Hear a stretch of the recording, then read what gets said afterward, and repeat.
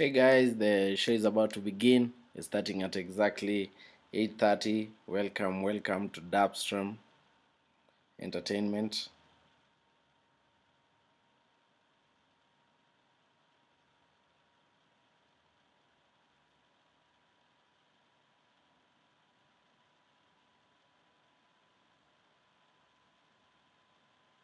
Karibuni sana, karibuni. Comment your questions hapo chini. I'll be we'll be beginning in a few seconds now.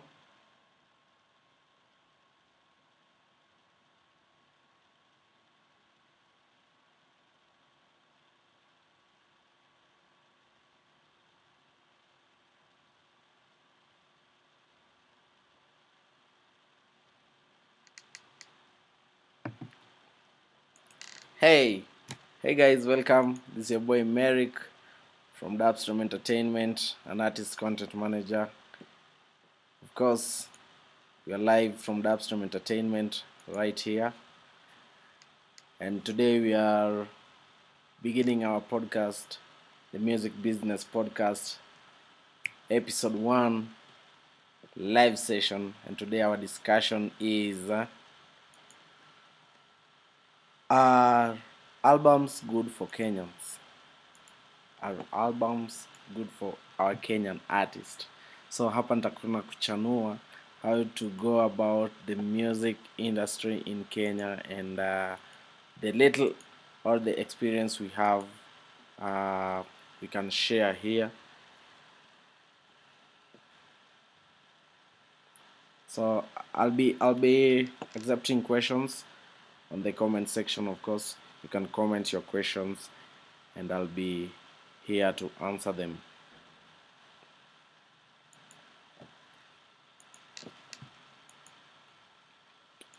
Of course, this brings us to the first thing: what is an album? What are singles? What is an EP? What is a box set? Of course, and to begin with, a single is to me, I can say a single is a release you do to grow your audience, and an album on the other hand is a release you do to give your audience like the music. So thank you very much. Keep sharing the live stream. Keep sharing the live stream, guys. Keep sharing the live stream. I'd like to begin with at least a good number of guys about to begin the discussion, so I'll be happy to begin with a good number of people joining the live stream. Yeah.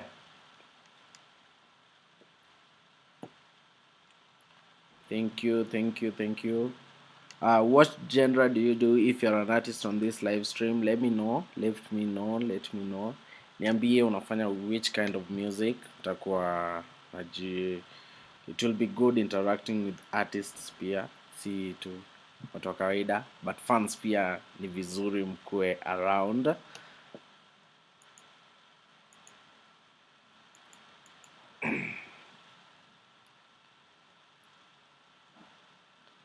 So yeah, to begin with, we have artists who have released music, of course, albums in Kenya, and these include the likes of Calligraph Jones, Papa Jones, of course. We have Arrow Boy. These are generally like our top artists. So yeah, no offense them releasing the albums.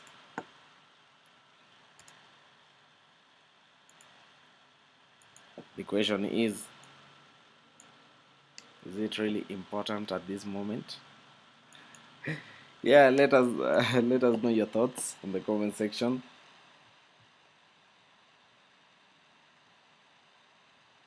Thank you very much for joining, guys.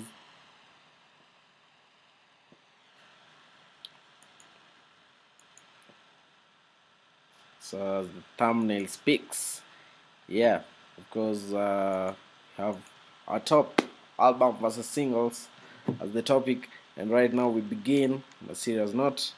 Share the live stream to wasanii wenzako. I'll be happy. We'll be happy when others join this discussion, this important discussion, of course. Yeah. So we have our boy releasing the Focus album.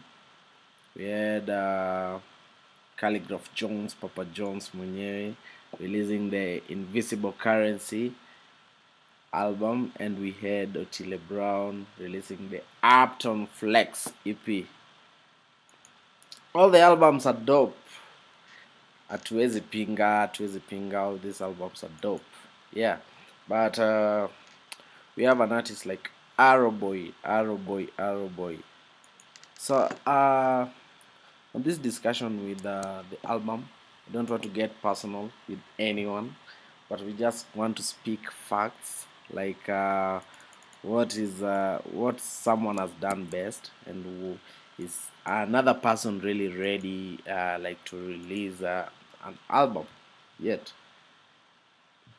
and what should we like really look at when releasing, before releasing an album, or when releasing an album as an artist in Kenya, Nairobi City. Yes. So number one factor is for me is your audience should be really active by the time you are trying like to release an album. So if you feel like they're not active at that time, kindly hold and don't release your album yet, as it may hurt. So we have the Focus album, of course, which is really, it's a really hot album, as can't deny. Ni moto sana, by the way.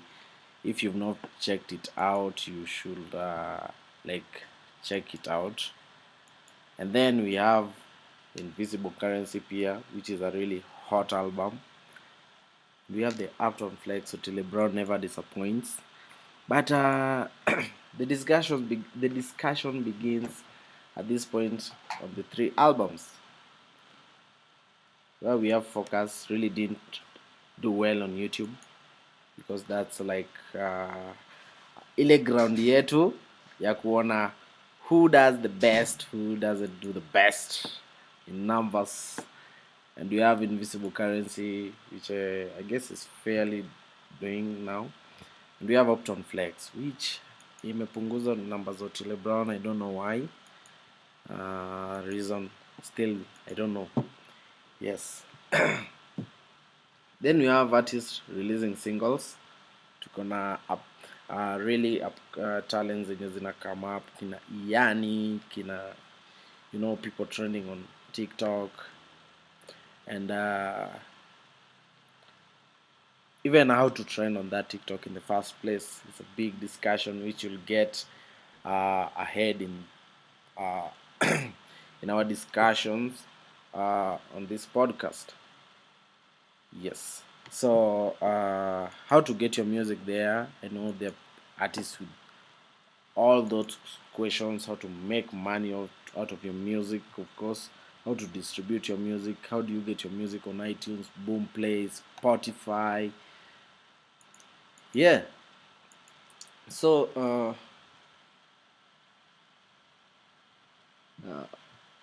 we can say some of my team members will be joining me in a few, so just hold up. At least manze mcomment hapo chini, manze comment below. Get to start at a high point.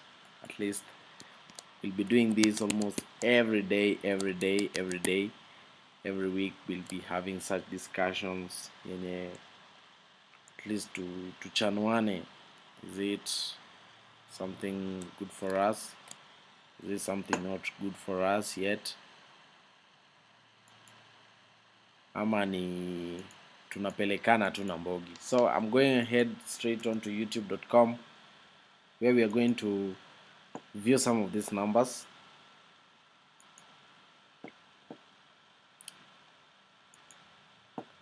straight onto youtube.com.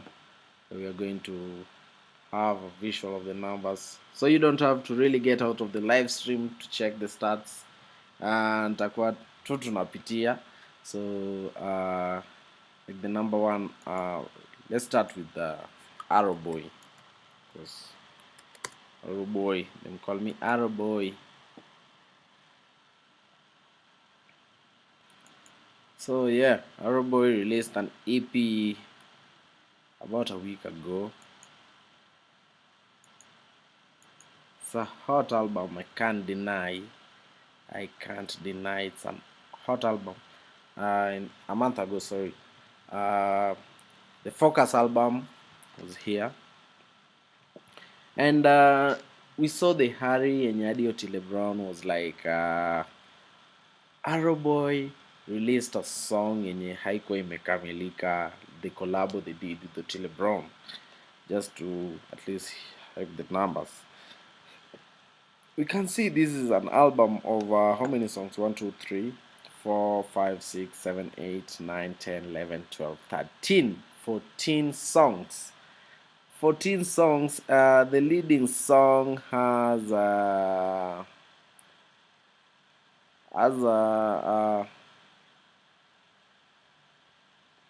the leading song has 26,000 views, which is Arrow Boy Tunaendana featuring Sanaipe Itande. The second song is Focus, of course, the title of the album, which is a really hot song. And we also have featuring B Classic coming at number 3 with 17,000 views. We have this one featuring Dufla. This is a dancehall banger, and it's also a hot track, can't deny. But as you can see here, we have really these hot songs being covered in the album yenye mtu hawezi sikia, mtu ajui this song Fall is really a hot song, but hakuna mtu anaweza sikia because of this album. So at what time do you as an artist ought to release an album?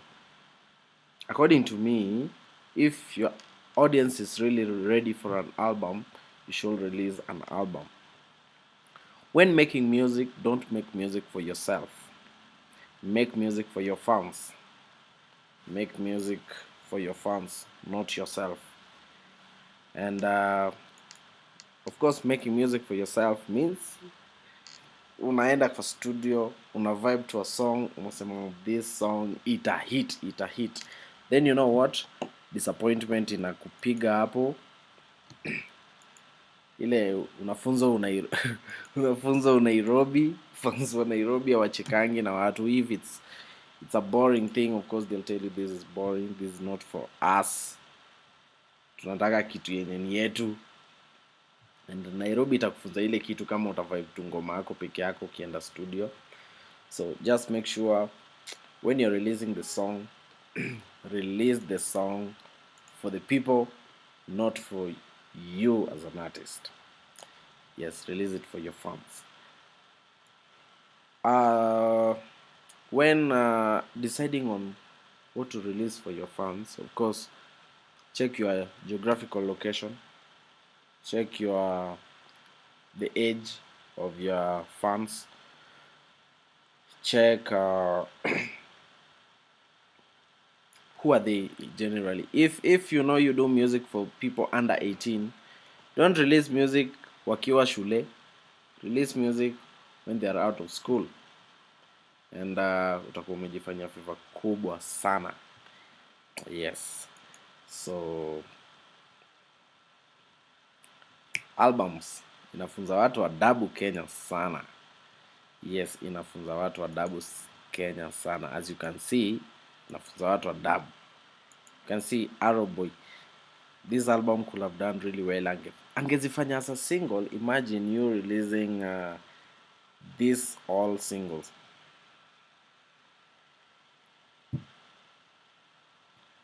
14 songs as singles. Hii ni ngoma yenye unaweza fanya for like 3 years and you still remain relevant, really relevant in the industry without forcing an album on people. A hot album, hot songs within the album yenye watu wasikii. Yes, let's go back now to the man himself, Calligraph Jones. Where are Calligraph Jones fans? They should tell us what's included in the album Invisible Currency. And at least Calligraph Jones has been a little creative on this time. Since the last time he might have really messed when releasing his last album. A whole copy was uploaded on YouTube, and it's good he did it an opposite way by releasing it fast on the digital stores. And I'll tell you the good thing about releasing your music on the digital stores fast. This is the important thing, releasing your music on the digital stores. One is your real fans are going to listen to your music. Your real fans are going to listen to your music, not the fans who follow you to know how many views you have. Your real fans are going to listen to your music on the stores. So it's good when you're releasing an album or an EP, it's for your realest fans, it's for your real fans. So releasing it on YouTube tunakataa kabisa, hiyo pepo tunakataa kabisa. Yes, so make sure you release an album, release it on the stores and not on YouTube. And what else? That's good with Calligraph. So on to the next album, tuko na Otile Brown. Hakuna mtu ajue Otile Brown, man. Hakuna mtu ajue Otile Brown. Hakuna mtu ajue Otile Brown. Let's go to the OB. Otile Brown has an EP, guys. If you're a fan, do you know the name of his latest EP? If you didn't know, then you're not a real fan. It's called Uptown Flex. And let's get on his channel and see the performance of Uptown Flex. This is Otile Brown, our number one. Of course, the top song, Being Fine by Me, having 1 or 2,000 views. Let's just look at it in a bit. There we go. Yeah, having 1 or 2K views 2 months ago, which is, for me, that's not a really good number, as we expect Otile Brown to do. Number 2, we have Sempre, which has 81K views. We have Rila, which has 44K, and we have Double Up, which has 37K views. Now let me tell you something about Uptown Flex. Uptown Flex is a really dope album, a dope EP, I mean, from Otile Brown. And this EP should not be underrated, but guys are underrating this. Now, can we say it's a mistake for Otile Brown to release an EP? Of course not. Otile Brown has fans. Here's the numbers. It's good if he releases an EP. His fans should get it, the real fans. So, did Otile Brown make a mistake? Yes, he did. He didn't make a mistake because he distributed this track on YouTube. He let this track leak on YouTube. Kitu angefanya, angeziacha kwa stores, ziperform, fans wake wa ukweli wazikimbilie huko, and not the other way around. Because the other way around means guys who are not his fans are getting this music and are underrating it using the views. Yes. So to me, according to me, Otile Brown made a big mistake releasing the EP Uptown Flex on YouTube. Angeziweka kwa stores, sisi fans wake ukweli tuziendee huko tuzione. Yes, Calligraph Jones made a mistake releasing this album at this time, because we have so many artists releasing albums, and hiyo imeka kama competition mpaka hatujasikia. Yes, he has the numbers on Boomplay. Boomplay has done everything possible to push that album. But is it only the album numbers on Boomplay that will count? Not, of course. We have Spotify, we have iTunes, we have Tidal, we have Pandora, we have so many other platforms. These are that should be recording numbers for this EP, and it's not siko baya, but it's not good. Artists like flooding up the entertainment industry, the music industry, with so many albums. The fans will obviously get confused. Hatutaskia, tutaku hype up, we go stream it for 30 seconds, na tutoke tuende kwa next song, 30 seconds, we go. So what's good for Kenyan artists is still albums. Albums are meant to build fan base, are meant to build the fans. The EPs, singles, sorry, are meant to get you fans. Albums are for the fans. You give your fans an album to listen to. So an album, there's no day an album will make an artist great. If you have the numbers, you have 4 million fans, and they can all buy that album, it's good.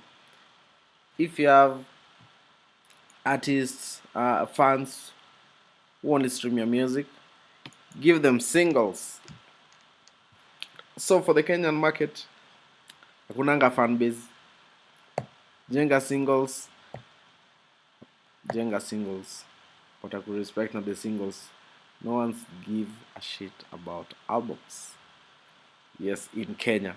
So guys, but are albums good for artists like Kita Prince Inda? Who else? Who else? Okay, no. Akina Prince Inda, of course. There's wale wasanii wetu wa huko, Kikuyu artist, Luo artist, Kamba artist. Yes, it's good for them because we are fans for our local music, the vernacular music. We are fans, and they have fan base who buy CDs, who listen to their songs. So when they release an album, they're going to knock you out big time on numbers. So kama unaimba Kiswahili, Kiingereza in Kenya, please don't release albums, release singles. Ukienda sana, release an EP with 3 songs. Yes, don't risk releasing an album. It's a risk that I guess you don't want to get into times. Yes, check out that single. Where is it? Up. Okay, check out that single. Check out that single, Masazake by Benzema. It's out on all stores, distributed by Dapstrem Entertainment. And also check out Ride on all stores, uh, distributed by Dapstrem, same way. And yeah, with the Dapstrem is where you make money distributing music. So you can make really lots of money distributing your music with Dapstrem. That is getting your music on TikTok, Spotify, Boomplay, iTunes, and that we'll discuss next time on how these stores really pay. So it's not all about like getting your music on the stores. At times, it requires you to do a really good promo for your music to perform, build up an audience that will buy your music, an audience that can stream your music like almost the full time. So we'll have that discussion later, of course. Today we are talking about albums and singles na venye ya kuomoka Nairobi as a musician. Yes, so if you're a young artist in Nairobi, please don't risk releasing albums. Please don't risk releasing albums if you're an artist in Nairobi, Kenya. Because if this is Arrow Boy, and Arrow Boy is really being underrated, this guy is so much talented. But the problem we have is, of course, people pressuring themselves with albums. This was our first discussion, guys. Let me know how it goes. Let me know how you rate it. Usitugonge sana, usitupige sana. It's our first live stream discussing things like this, and tunaweza kuwa hatuko we're not discussing the real things, straight points maybe, but we are trying. Yes, we are trying, of course, to be on the line of what we need to discuss. Next time we'll do it better, have more experience while doing it, and I'll be happy even to have people joining me on this panel. Everyone interested in the music business, I'll be happy you guys joining, and we guys discussing on how to take Kenyan music on to the next place. Yes, this video was sponsored by Dapstrem Entertainment, playkenyan.com, of course, zojakworldwide.com, and lots more sponsors to come. Thank you very much, guys, for tuning in. Hata kama you've done it almost halfway, you didn't expect this. We're grateful for those who've been on the stream up to now.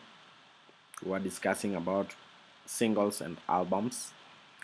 We said singles are good compared to albums, and singles are for getting a fan base and growing your fan base, while albums are good for giving them to your fans, and not an album will never give you a fan. And on that topic, before I forget, before we close up this live stream, some ideas zinaendelea kuingia sasa, and we have what's that? Okay, we have what do you do when you're trying to get a collabo? Okay, kabla ulipie collabo, before you pay for a collabo, what do you need to consider? Like, what should you see in an artist, in a featured artist, that should push you to pay that money to do that collabo with that artist? So number one for me is the audience of that artist. That artist, haifai kuwa you guys are sharing an audience. That's not a worthy collabo, and that's what hurt Gengeton most. Unachukua wasanii wote 5 artists thinking this is going to be a hit. It's never going to be a hit, because all these artists were sharing the same audience. Which audience are you building? Instead, you know what the fan will do? Will put you in a wait, and watawin msanii mgani ametupa line hapa kali, msanii mgani mkubwa hapa. Watch countries like Jamaica, not so many artists do collabos with their fellow artists in their country. They do a collabo once in a while. Check in America, they don't totally. They don't do such collabos. So they go for an audience they want to penetrate into. That means before choosing a collabo, make sure you know the audience you want to get into. Make sure you understand the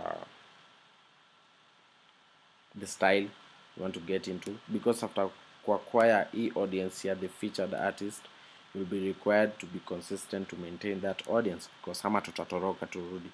Yes, so on the next discussion, we are going to discuss on how to select a featured artist.